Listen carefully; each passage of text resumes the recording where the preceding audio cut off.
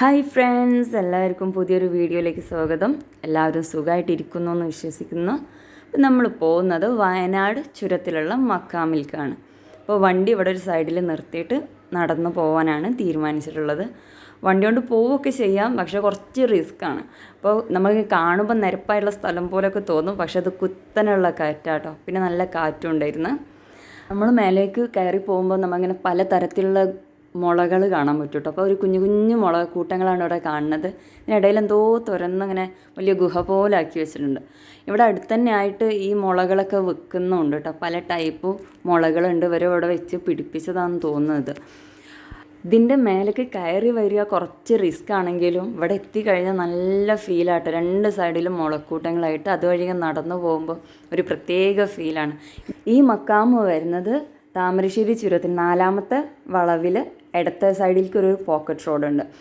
അതിലാണ് കേട്ടോ വരുന്നത്.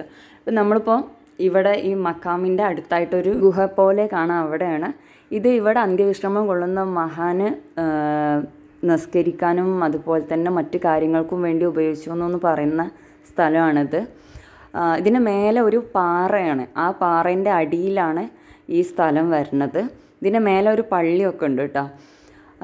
ഇവിടെ അന്ത്യവിശ്രമം കൊള്ളുന്ന മഹാൻ ആരാണെന്നോ അവരെ പേരൊന്നും വ്യക്തമായിട്ടൊന്നും ആർക്കും അറിയില്ല. രണ്ടാമത്തെ ചുരത്തിലെ 2ാമത്തെ വളവ് മഹലും ചേർന്നിട്ട് ഇവിടെ എല്ലാ വർഷവും മെയ് 1-ാം തീയതി നേർച്ചയൊക്കെ നടത്താറുണ്ട്. ഇതിൻ്റെ ഉള്ളിലത്തെ ഒരു കാഴ്ചയാണ് കേട്ടോ ഇപ്പോൾ ഈ കാണുന്നത്.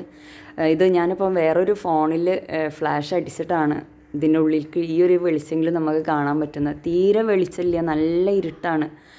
ഇതിനകത്ത് വന്നിട്ടുണ്ടെങ്കിൽ നമുക്ക് നിവർന്ന് നിൽക്കാനൊന്നും പറ്റില്ല കേട്ടോ. അത്രയും താഴ്ന്നിട്ടാണ് ഈ പാറ വരുന്നത്.